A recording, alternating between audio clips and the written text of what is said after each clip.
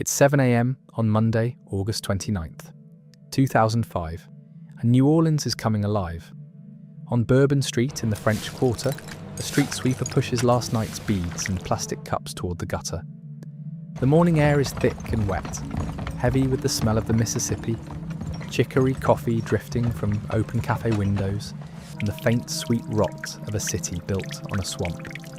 Somewhere on Frenchmen Street, a saxophonist runs through a warm-up scale, slow, lazy, unhurried. Church bells ring out from Saint Louis Cathedral. A line forms outside the Café Du Monde. Tourists with cameras, locals with newspapers, a grandmother in a housecoat carrying a paper bag of beignets to her grandchildren 3 blocks away. In the lower 9th ward, a few miles east, Anthony Dorsey is on his front porch with a cup of coffee. The sky's grey, has been grey for 2 days, and there's wind coming off the canal. But Anthony's seen grey skies before.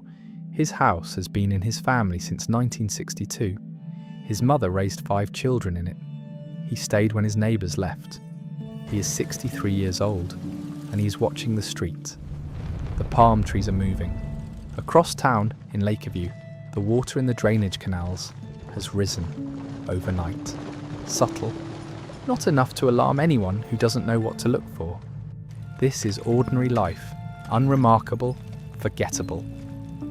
By 9 o'clock this morning, a 50-foot section of floodwall along the 17th Street Canal will fail. By noon, more than a dozen more breaches will be torn through the levee system. By nightfall, 80% of New Orleans will be underwater. Anthony Dorsey will be clinging to his roof with floodwater at his chin. And 1,833 people in this city, in this beautiful, irreplaceable, swamp-born city, will be dead. In less than 24 hours, New Orleans will cease to exist as the world has known it. To understand what happened here, you first need to understand where New Orleans sits, and why that geography made it one of the most dangerous places in the Western Hemisphere to build a city. Picture the mouth of the Mississippi River, where the largest river system in North America finally surrenders itself to the Gulf of Mexico. Now imagine a crescent-shaped strip of land, low, flat, soft, pinched between that river to the south and a massive brackish lake, Lake Pontchartrain, to the north. That strip of land is New Orleans. The highest point in Orleans Parish sits at around 6 feet above sea level. Most of the city sits at or below sea level. Some neighbourhoods as far as 8 feet below. You are, in the most literal sense, standing at the bottom of a bowl. The bowl was not always so deep. For centuries, seasonal flooding from the Mississippi deposited sediment across the delta, naturally building up the land. But when the Army Corps of Engineers began channeling and controlling the river in the 20th century, containing it behind levees to protect farmland and shipping, that natural replenishment stopped. The land stopped building. It started sinking. Every decade, New Orleans has dropped further into the earth, pulled down by its own soft, compressible soil, edging closer to that moment when a serious storm surge would have nowhere to go but in. And surrounding the city on 3 sides, east, south, and north, is open water, Lake Pontchartrain, Lake Bourne, the Gulf itself. Beautiful, yes, but beautiful in the way a loaded trap is beautiful. If a powerful storm were to push water north from the Gulf, there is almost nothing to stop it from funneling straight into the city. The Mississippi River Gulf Outlet, a shipping channel locals called the MRGO, ran like a highway directly from the open Gulf into the city's eastern neighbourhoods. Scientists had been warning for decades that it acted like a funnel, channeling surge directly toward the most vulnerable communities. New Orleans was not built in spite of this geography. It was built because of it, because the river made it rich, made it a port, made it the commercial heart of the American South. The wealth came from the water, and the water was always there, waiting. The New Orleans levee system. That was what stood between the city and the water, after a devastating hurricane named Betsy flooded the city. In 1965, Congress authorized the Army Corps of Engineers to build a comprehensive hurricane protection system for the greater New Orleans area. It was one of the largest civil engineering projects in American history. By 2005, the system stretched across 350 miles of levees, floodwalls, and pump stations, a vast network of earthen mounds, concrete T-walls, and steel sheet pilings designed to hold back storm surges from hurricanes up to a Category 3. Category 3, that number matters, because the system was never built to withstand a Category 4 or Category 5 storm. Scientists, engineers, and emergency planners knew this. They had known it for years. The city sat in the path of the Gulf, in a warming ocean that was producing stronger and stronger storms, protected by a system designed to handle only the middle range of what that ocean was capable of. But it was worse than that, because the system wasn't even built to its own Category 3 standard. The Army Corps of Engineers, stretched thin across decades of underfunding and competing priorities, had allowed the project to proceed with compromised designs. The floodwalls along the drainage canals, the 17th Street Canal, the London Avenue Canal, the Industrial Canal, were built using a design methodology that failed to account properly for the soft, unstable soils of New Orleans. Peer reviews had flagged concerns. Engineers inside the Corps had raised questions. And in Washington, the budgets needed to complete, maintain, and upgrade the system had been cut. In the years immediately before Katrina, funding for the Southeast Louisiana Urban Flood Control Project, the federal program responsible for improving the levees, was slashed by nearly half. The city of 484,674 people, 67% of them black, with a poverty rate of nearly 24%, sat inside that bowl, protected by walls that the engineers who built them did not trust to hold. This part of the story has names. The negligence that killed 1,833 people did not happen in a single moment or with a single decision. It accumulated over decades in offices in Washington and Baton Rouge and New Orleans, in budget negotiations and engineering reports and press releases and policy choices. But it accumulated because specific people with specific authority made specific choices.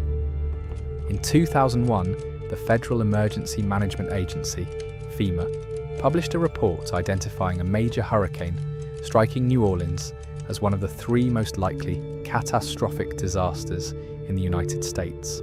The other 2 were a terrorist attack on New York City and a major earthquake in San Francisco. FEMA named New Orleans specifically. It described, in detail, the scenario that was about to play out. The levee failures, the flooding, the tens of thousands stranded without evacuation. The report was clear. The warning was on paper in federal files for 4 years before Katrina made landfall. They were warned. The warning sat in a drawer. In 2002, the Times-Picayune newspaper in New Orleans published a 5-part series called Washing Away. It described in meticulous detail exactly how a powerful hurricane would overwhelm the levee system, flood the city, and strand hundreds of thousands of residents who had no means of evacuation. The series won awards. It was read across the city. Scientists, engineers, and emergency planners praised it as accurate. They were warned again in the newspaper with a 5-part series. In June 2004, the state of Louisiana and the Army Corps of Engineers ran a simulation exercise called Hurricane Pam, a fictional Category 3 storm striking New Orleans. The exercise projected over 61,000 deaths in a worst-case scenario and identified massive gaps in evacuation capacity, shelter capacity, and post-storm rescue capability. After the exercise, participants identified 200 action items that needed to be addressed. Most were never funded or completed. They were warned. The simulation results disappeared into bureaucracy. Meanwhile, the administration of President George W. Bush had reorganized FEMA, downgrading it from a cabinet-level agency to a subordinate arm of the new Department of Homeland Security, redirecting its focus from natural disasters toward terrorism response. FEMA's director at the time of Katrina was Michael D. Brown, a lawyer with no background in emergency management, appointed to the position as a political favour. The levy funding requests from the Army Corps of Engineers continued to be cut. In fiscal year 2006, the New Orleans district of the Corps requested $22.5 million to continue levee work. It received $3.9 million. The specific project to replace the aging floodgates on the 17th Street Canal, the canal whose wall would be one of the first to fail on the morning of August 29th, had been deferred, and every June when the Atlantic hurricane season opened, the people of New Orleans held their breath. Hurricane Katrina formed in the Bahamas on August 23, 2005. It was initially unremarkable, a tropical depression, then a tropical storm, gaining modest strength as it crossed southern Florida. Then it entered the Gulf of Mexico. The Gulf in late August 2005 was running 2 to 3 degrees warmer than average. Warm water is the fuel of hurricanes, and the Gulf fed Katrina like a furnace. In 48 hours, it exploded from a Category 1 to a Category 5 storm, with sustained winds of 175 miles per hour, a pressure drop that meteorologists called historic.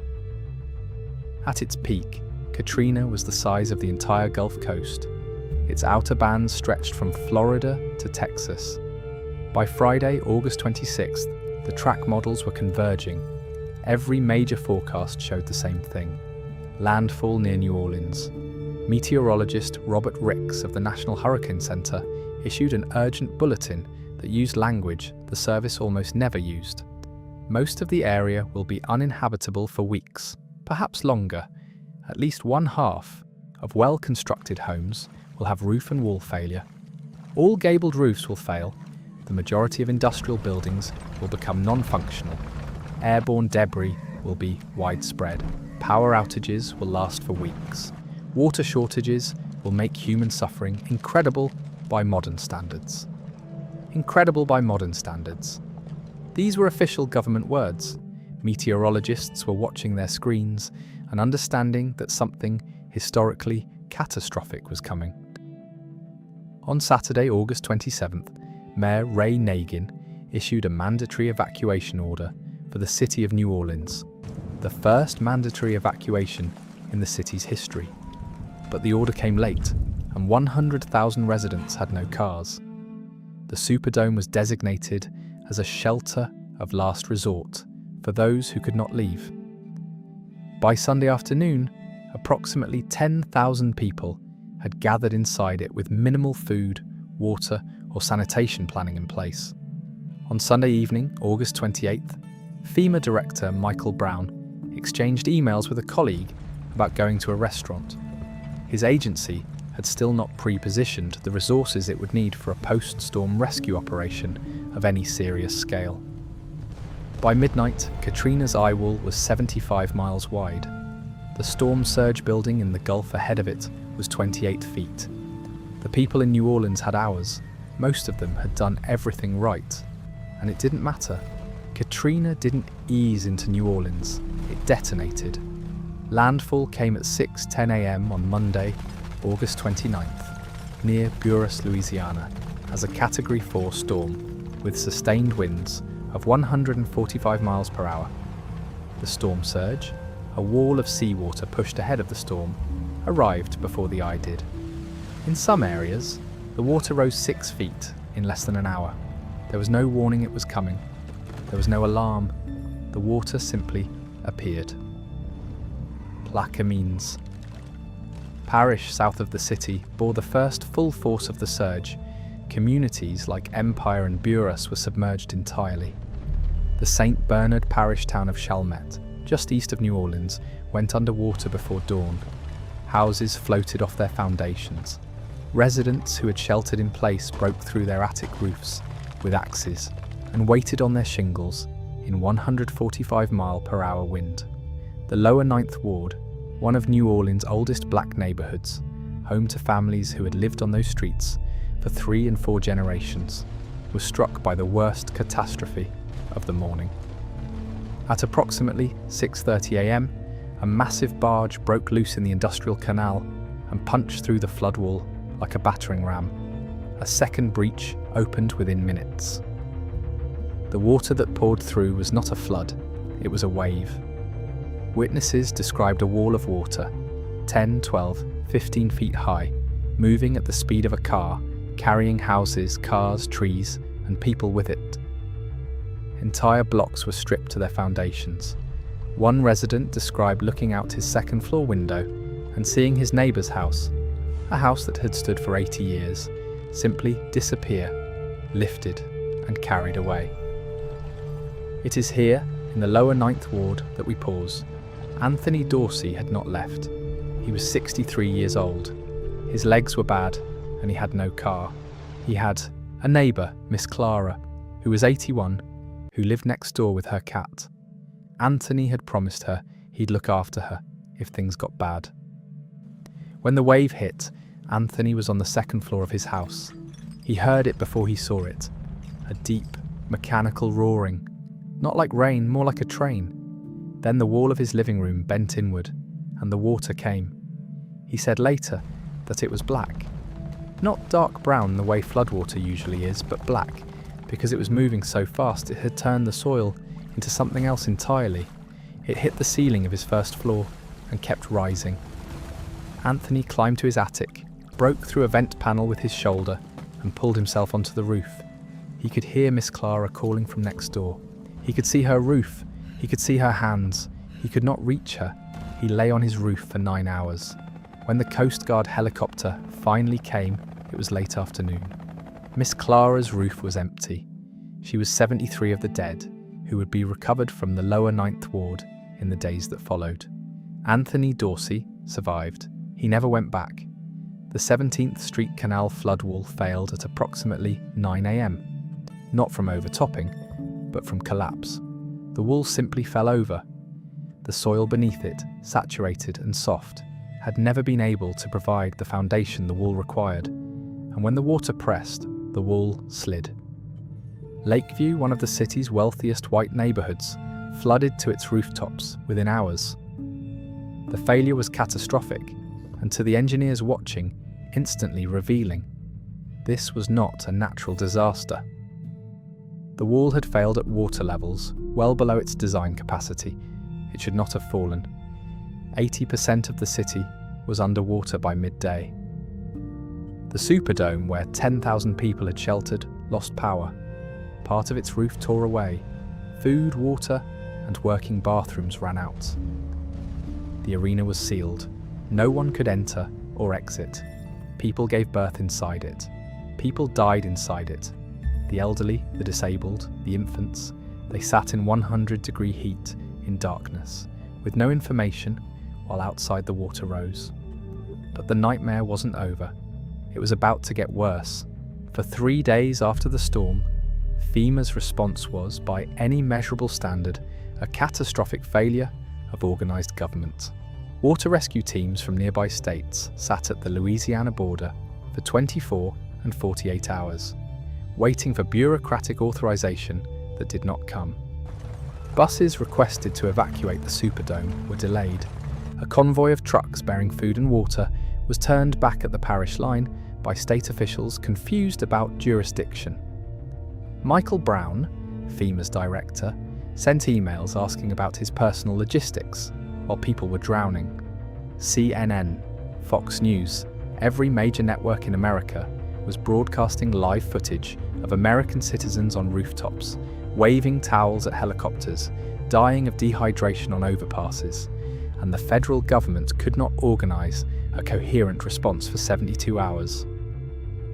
The breach in the 17th Street Canal was not plugged for 4 days. By then, the city had been ruined. 1,833 confirmed dead. The official count, assembled over months from records across the Gulf Coast. But that number, as precise as it sounds, is almost certainly an undercount. Louisiana alone recorded 1,577 deaths. Mississippi recorded 238. An unknown number of people, elderly residents living alone, Undocumented residents, people with no family to report them missing, were never found, never recorded, never counted. Of those confirmed dead, the majority were elderly. More than 70% of the Louisiana victims were over 51 years old. In nursing homes across the city, staff abandoned their residents. At the Lafon nursing home of the Holy Family, 35 residents drowned in their beds as the floodwater rose. They could not walk, they could not swim.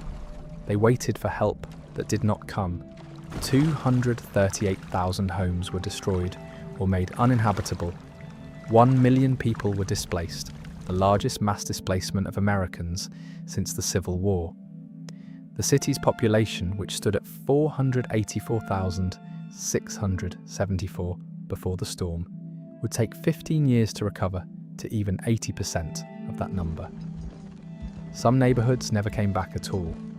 The lower 9th Ward, which had been home to 19,000 people before the storm, had fewer than 3,000 residents 10 years later. The relief effort, when it finally arrived, was the largest in American history. The Red Cross raised over $2 billion. The federal government eventually appropriated $120 billion in recovery funding. 80 countries offered assistance. Cuba offered to send 1,500 doctors. The United States declined. But the survivors who watched their neighbours die on rooftops, who waited 5 days for water in the Superdome, who came home to find that their city had been abandoned by its government in the most visible catastrophe in American history. They had one question: who was responsible? The investigations were thorough. The conclusions were damning. A special report by the House Select Bipartisan Committee issued in 2006 was titled, "Without Ambiguity, a Failure of Initiative." It found failures at every level of government, federal, state and local, in preparation, response and evacuation. The Senate's independent investigation produced similar findings. The Army Corps of Engineers, in a landmark admission, almost unprecedented in the agency's history, concluded in its own internal report that the levee failures were not caused by an act of God. They were caused by engineering failures, specifically by the use of an outdated design methodology that failed to account for the unstable soils beneath the floodwalls. The Corps used the word catastrophic. It said the failures were a system, not a storm, not the hurricane, the system. Survivors and victims' families filed thousands of lawsuits. In 2009, a federal district judge ruled that the Army Corps of Engineers' negligent construction and maintenance of the Mississippi River Gulf Outlet was a direct contributing cause of flooding in the lower 9th Ward and St. Bernard Parish. It was a stunning legal finding, the first time a federal court had assigned legal liability to the government for a levee failure. The ruling was overturned on appeal. The federal government, under a doctrine called sovereign immunity, is largely shielded from tort claims arising from flood control work. Not a single government official faced criminal charges. Not a single Army Corps engineer was sanctioned. Michael Brown, who had no emergency management credentials and whose agency failed to respond for 72 hours while American citizens drowned, resigned under pressure and returned to private law practice. He later started a consulting firm. Not President Bush, whose administration cut levee funding and downgraded FEMA, who flew over the city in Air Force One and looked down through a window, and who appeared on national television 4 days after the storm to praise Brown's leadership with the words, "Brownie, you're doing a heck of a job." Not the Army Corps of Engineers, whose engineers knew the floodwall designs were inadequate, and who had flagged funding shortfalls for years without consequence. Not the decades of congressional appropriators who chose, year after year, to underfund the protection system for one of America's most iconic cities because the cost-benefit ratio wasn't attractive enough. The people of New Orleans received nothing. Against all expectation, New Orleans survived. The city rebuilt, not as it was and not for everyone, but it persisted. The rebuilt levee system, upgraded after Katrina at a cost of $14.6 billion, is now designed to withstand a 100-year storm. The new flood walls, surge barriers, and pump stations are engineering achievements of genuine scale. The lake-borne surge barrier, completed in 2013, is the largest surge barrier in the world. You can visit New Orleans today and hear jazz on Frenchmen Street, eat beignets at Café Du Monde, walk through the French Quarter at midnight. The city is alive. You can also drive through the lower 9th Ward and see, on street after street, the empty lots where houses stood for 100 years. Grass growing where kitchens used to be, driveways ending in nothing. A few rebuilt homes, bright and new, surrounded by absence. The neighbourhood is still only a fraction of what it was. The people who lived there, who could not afford to come back, who had no insurance, whose homes were not worth enough to the recovery apparatus to prioritise, are scattered across Houston, Atlanta, Baton Rouge, cities that absorbed a diaspora and called it someone else's problem. On some of the empty lots in the lower 9th Ward, there are still watermarks on the telephone poles. High watermarks, dark rings at 10 and 12 feet, left by the flood and never washed away. They are not monuments. No one installed them. They are simply what happens when water rises and then falls and the evidence remains. The Hurricane Katrina disaster was not just a natural disaster. Nature provided the storm. But decades of underfunded levee construction built a system that engineers knew could not do its job. Budget decisions in Washington stripped the resources needed to fix it. A political appointment gave a credentialed position of critical responsibility to a man unqualified to hold it. A bureaucratic reorganization downgraded the agency responsible for responding to exactly this scenario, and a mandatory evacuation order was issued without any plan for the 100,000 residents who had no way to leave. 1,833 dead, 70% of them elderly, an entire city scattered, 0 people held criminally accountable. The watermarks are still on the telephone poles. Remember New Orleans. Remember that the bowl was always there, and the warnings were always on paper, and the money was always available, and the choice was made. Year after year, budget after budget, report after report, to let the city sit at the bottom of that bowl and trust that the storm wouldn't come on their watch. Remember what it costs when the people who hold the bowl decide they can afford to wait.